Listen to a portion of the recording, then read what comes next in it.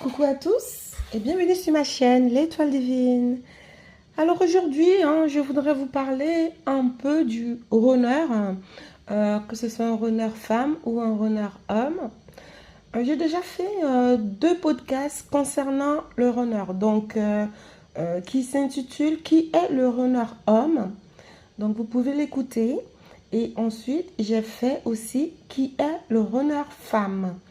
Euh, Dans ces deux podcasts, en fait, je vous ai expliqué, il y a trois types de runners par rapport aux différentes personnalités des âmes. Vous pouvez être dans une relation de flamme jumelle et votre lien peut être complètement différent du lien d'une autre personne qui est face à un autre type de runner. Dans tous les cas, par rapport au parcours de flamme jumelle, comme je vous l'ai toujours dit, les parcours sont pareils, c'est les mêmes étapes que chacun doit vivre, sauf qu'on les vit de manière différente et en plus les étapes ne sont pas chronologiques. Donc, si deux personnes sont en train de parler de leur parcours de flamme jumelle, il se peut que ces deux personnes ne seront pas à peu près sur la même longueur d'onde parce qu'une peut être un autre type de runner et être à un certain niveau de son parcours et l'autre peut être à un autre parcours en fait. Donc ce qu'il y a c'est que le plus important en fait dans ce lien c'est de vraiment être attentif. C'est pour ça que j'ai dit toujours que quand vous pensez être dans un certain parcours ou voire même peu importe parce que bon c'est quelque chose que moi j'ai quasiment toujours fait quand je commence à vivre une relation sentimentale, j'aime bien écrire, j'aime bien dire ce que j'ai ressenti, ce qui s'est passé, etc. Pour que je puisse à peu près me comprendre et ça me permet aussi d'identifier la personne que j'ai en face de moi. C'est vrai qu'on n'y pense pas, hein, mais quand on se retrouve dans une situation où on est vraiment dans une impasse, où on n'arrive pas vraiment à cerner l'autre, à comprendre l'autre, et qu'on relit nos écrits, ça nous aide vachement. Donc déjà, le lien des flammes jumelles, c'est un lien qui est très complexe, qui est très compliqué. En plus, c'est un lien auquel beaucoup de personnes ne croient pas. Donc, il y a beaucoup de gens qui ne croient pas à cela parce qu'il n'y a pas vraiment de tests scientifiques, etc. Donc, en fait, ce qui se passe par rapport à ce lien, ce parcours, c'est vraiment que des tests cliniques, en fait. C'est que on se pose des questions, on vit certaines choses, on voit que ça correspond à un certain groupe de personnes, etc. Donc, je ne suis pas en train de dire que le lien des flammes jumelles n'existe pas, puisque je suis dans ce parcours. Donc, oui, ça existe en effet. Je me permets de dire que ça existe parce que toutes les synchronicités que l'on vit, c'est complètement différent d'une relation à une autre. Donc, ce qu'il y a, c'est que beaucoup de personnes qui se trouvent dans une situation sentimentale très compliquée, très complexe, et voient même des dépendants affectifs, ont envie de s'identifier à ce lien-là. Ont forcément envie de s'identifier à ce lien. Quand on est dans ce lien des flammes jumelles, ce parcours, on n'est pas forcément obligé d'être dépendant affectif. C'est juste que c'est un lien qui est là depuis la source ou depuis l'univers ou depuis des énergies ou depuis Dieu. Chacun peut l'appeler un peu comme il veut, mais c'est quelque chose qui est beaucoup, beaucoup plus profond que ça. Quand on est, par exemple, une personne qui est dépendante affective, ça peut venir de l'éducation, de notre enfance, ça peut venir de notre lieu de vie, ça peut venir des personnes qu'on a rencontrées. Mais quand on est dans un parcours de flammes jumelles, c'est qu'on a certaines blessures à vraiment épurer parce qu'on a une mission de vie, ça vient de la source. Donc, ce que je veux dire par là, c'est qu'il y a différents types de runners déjà. D'une, il y a le runner homme, déjà il y a le runner femme. Et donc, ces caractéristiques varient selon le parcours de chacun. Ce que je vois un peu sur Internet, sur YouTube, c'est que j'ai comme l'impression que une certaine personne qui va se comporter comme un salaud vis-à-vis de son autre, excusez-moi du mot, va être quasiment mis dans une boîte qui correspond au runner. Je le vois énormément et je sais très bien qu'il y a beaucoup de personnes qui sont quand même sur YouTube à éplucher les podcasts de flammes jumelles, âmes sœurs, etc. Et surtout de flammes jumelles mais qui ne sont pas vraiment dans ce parcours-là parce qu'ils essayent de s'identifier. Parce qu'ils courent après leur autre. Parce qu'ils pensent que leur autre est amoureux enfin leur autre, je veux dire, une personne est certainement amoureuse d'eux et que eux-mêmes, ils sont attirés par cette personne et que cette personne-là n'a pas envie de donner des nouvelles. Donc, peut-être que c'est peut-être un lien de flamme jumelle et que cette personne-là se comporte trop mal, est irrespectueuse vis-à-vis de la personne qui cherche à communiquer avec, etc. Donc, peut-être que c'est un rôneur. Et donc, au final, les rôneurs vont passer pour des salauds. Je me permets vraiment, vraiment de vous expliquer cela parce que ça n'a rien à voir avec le lien de flamme jumelle. Le rôneur ne peut pas être un salaud, un imbécile, un tout ce qu'on veut envers son Seigneur. C'est pas possible. C'est juste que peut-être que c'est une erreur de diagnostic de votre part. Parce que quand je tombe sur des vidéos où on parle de runners, ou surtout des teasers pas de runners, parce qu'elles ont entamé le parcours de flamme jumelle, et donc elles ont décidé d'ouvrir une chaîne YouTube pour en parler, sans vraiment être ancrées dans l'ADN du runner et voir à peu près comment le lien se passe. Donc, moi, je lui envoie un message, il ne me répond pas. Il voit bien le message, il ne me répond pas. C'est un salaud, etc. Alors que ce n'est pas forcément le comportement du runner qui est ciblé, c'est le comportement d'un pervers narcissique ou d'une personne qui n'a aucune envie de tisser un lien avec la personne qui lui court après. Donc, j'ai remarqué que le runner passe vraiment pour la très très mauvaise personne dans cette relation-là. Du coup, tout le monde dit mon runner, mon runner, mon runner, alors que c'est juste une relation lambda et que la personne, bah voilà, c'est un coureur de jupon, qu'elle a envie de courir à gauche, à droite, et etc. Il y a une chose qu'il faut aussi comprendre, on parle beaucoup de tierces, mais il faut comprendre que dans le parcours de flamme jumelle, bien sûr qu'il y a des obstacles qui font que chacun doit travailler ses blessures. Mais ce que vous devez comprendre, c'est qu'il y a la plupart et la grande majorité des obstacles, ce n'est pas forcément parce que votre runner a une autre personne. Ça peut être la distance, ça peut être aussi la famille qui met les bâtons dans les roues, ça peut être des amis en commun qui ne veulent pas accepter votre lien, etc. Ce n'est pas forcément parce que le runner est parti avec quelqu'un d'autre. Ce n'est pas forcément ça. Donc, on parle beaucoup de tierces. Donc, ne vous embobinez pas dans des relations où vous allez être dans une situation de maîtresse, d'amant, alors que l'autre est marié, etc. Et que vous allez forcément le mettre sur ce parcours de flamme jumelle, alors que ça n'a forcément rien à voir. Et donc, vous allez attendre pour vraiment travailler sur vous, vos ressentis, en vous disant que vous êtes dans un parcours de flamme jumelle. Il faut vraiment des synchronicités. C'est vraiment à partir des synchronicités qu'on commence à mettre le doute que qu'est-ce que c'est que cette relation, mais qu'est-ce qui se passe, mais c'est bizarre. Mais il faut vraiment des très fortes synchronicités. Hein. C'est pas genre, oui, je m'appelle tant, un exemple, mon runner s'appelle comme ça, mon frère aussi. Ah tiens, une synchronicité. Bon, ça en est une autre, mais c'est pas forcément ça. Les synchronicités se passent aussi dans la 5D. Ça se passe vraiment dans l'énergie vitale de la personne. Et c'est une relation qui est très forte, qui est très puissante, que personne même ne peut même forcément comprendre. Même vous, déjà, vous vous posez des questions là-dessus. Donc, heureusement qu'il y a quand même pas mal de vidéos ou de podcasts, comme moi aussi je fais, pour aussi vous donner quelques explications. Mais il faut vraiment comprendre que c'est un parcours qui est très difficile et qui vous met à terre, vraiment, qui vous met vraiment à nu, qui met votre âme à nu pour que vous puissiez repartir de zéro quasiment, de pouvoir même vous réinventer et même vous réécrire, sortir de la matrice en fait. C'est quelque chose de lourd.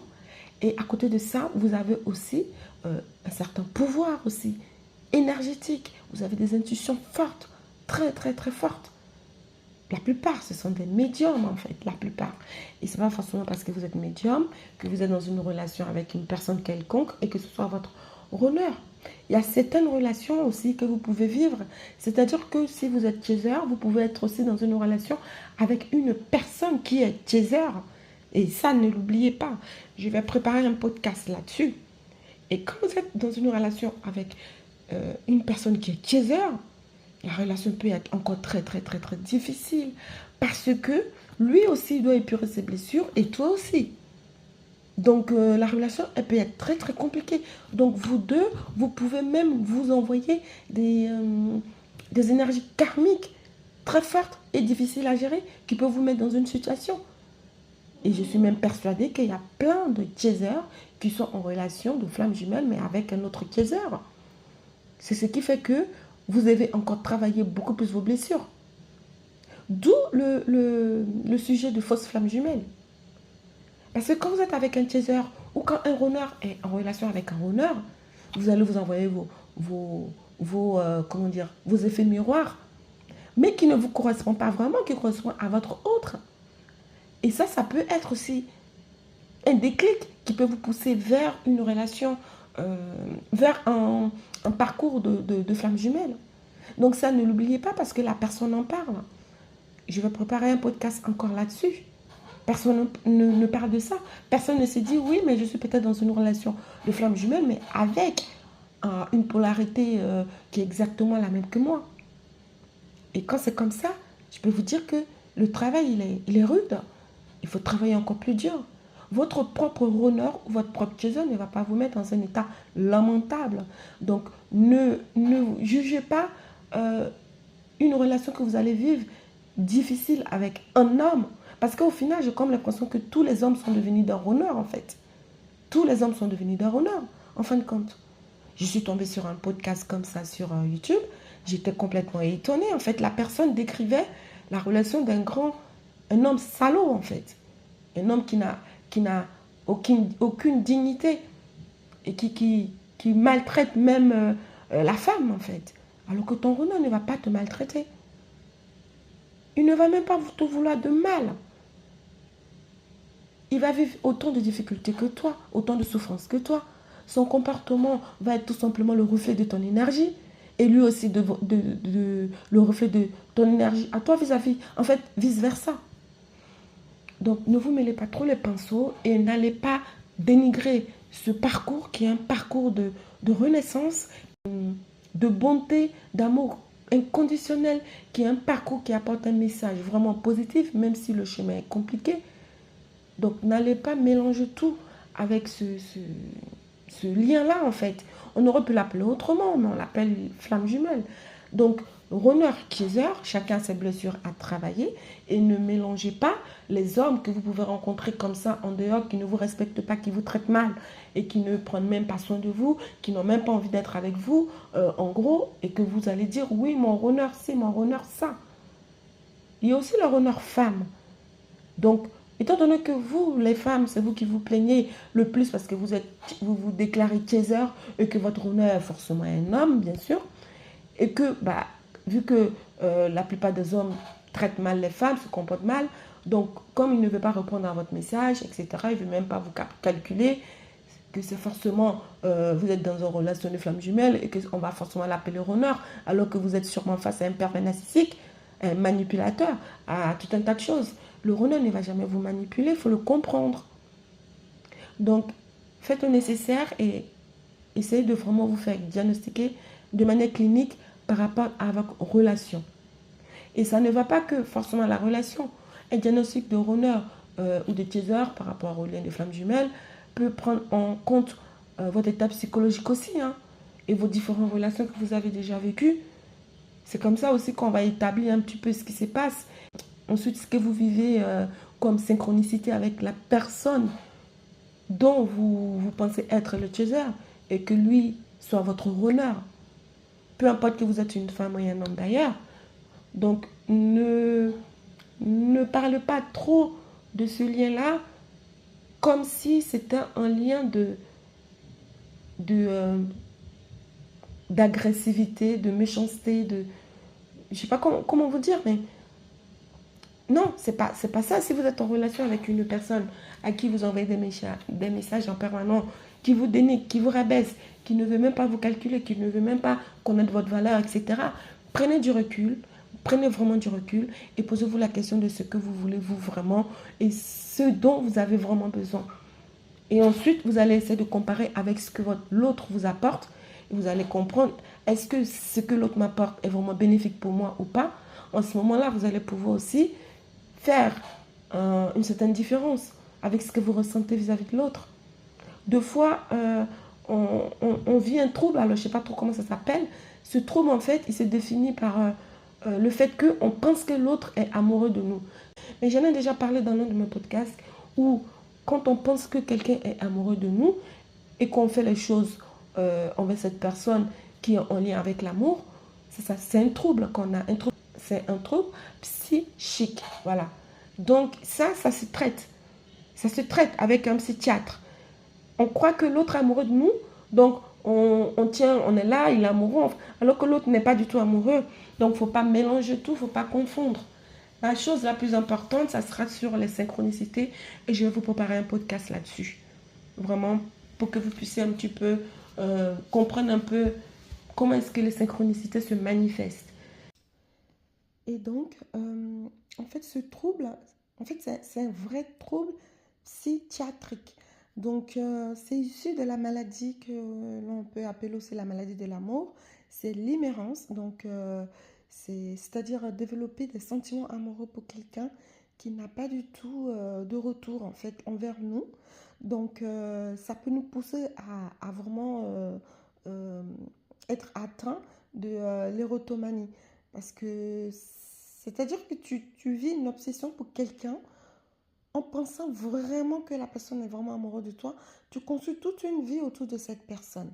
Donc, je vous explique cela parce que par rapport au parcours de flamme jumelle, étant donné que le parcours peut durer plusieurs années, certains peuvent tomber dans ce trouble-là. Je ne dis pas que vous n'êtes pas FJ, etc. Mais j'aimerais vraiment vous alerter là-dessus parce que je suis une personne euh, qui vit ce parcours et je sais que certaines personnes se déclarent vivre ce type de parcours et que, enfin, malheureusement, je préfère dire malheureusement parce que au final, ces personnes-là se font vraiment maltraiter par l'autre. Et ça peut venir du fait que cette personne-là soit atteinte de l'immérence. Donc, après, c'est quelque chose que beaucoup de personnes n'en parlent pas, mais c'est un vrai trouble qui se soigne au niveau psychiatrie. Donc, parce que ça peut arriver, je ne sais pas si ça vous est déjà arrivé, le plus souvent, on vit certains symptômes de l'immérence quand on est ado, en fait. Après, je ne dis pas que c'est que les ados qui l'ont, non, on peut être plus âgé et être atteint. Mais quand on est ado, on va avoir une certaine vision sur quelqu'un, etc. Et au bout d'un moment, cette personne-là va quasiment nous dégoûter, en fait.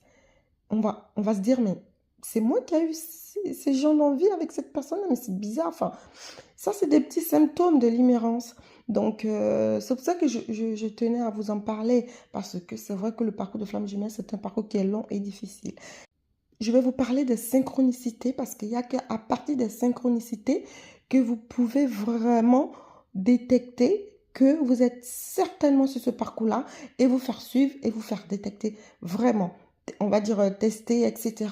Parce que les synchronicités, ça ne ment pas. Et c'est du lourd, c'est du lourd. Les synchronicités, c'est vraiment très, très puissant. Ça te transperce dans ton corps, dans ta chair, parce que tu ressens les choses. Tu ressens vraiment des vibrations que toi-même, tu penses que tu vas devenir fou. Moi, perso, j'ai cru que j'allais être folle, en fait. Au bout d'un moment, j'ai cru que j'allais péter un câble. Parce que c'était trop, en fait. C'était trop. Et quand j'entends parler mon autre de ce qu'il ressent aussi, je me dis, mais c'est un truc de fou. Alors, pour les personnes qui sont en silence radio avec leur autre, c'est vrai qu'il ne peut pas y avoir d'interaction verbale pour pouvoir savoir qu'est-ce que l'autre a vécu ou pas. Quand c'est comme ça, là où tu peux comprendre les choses, c'est au niveau de toi-même, au niveau de ta vie sociale. Parce que, en fait, quand tu es vraiment issu de la source et que tu dois vraiment vivre le lien de flamme jumelle, dis-toi que Alors la source va tout mettre en œuvre, vraiment, pour que tu puisses comprendre que tu es en train de vivre quelque chose de fou. Donc ça va passer par tes proches, par ton lieu de travail, par toi-même. Tu vas être confronté à beaucoup de choses, beaucoup d'événements de la vie qui vont vraiment te mettre sur ce chemin-là et que tu vas finir par dire non, mais ce qui se passe là, c'est vraiment dingue, c'est vraiment lui ou c'est vraiment elle. Ça ne s'arrête pas seulement au prénom, hein, ni à la plaque d'immatriculation FJ. Et pour vous dire, ma plaque, elle est FJ.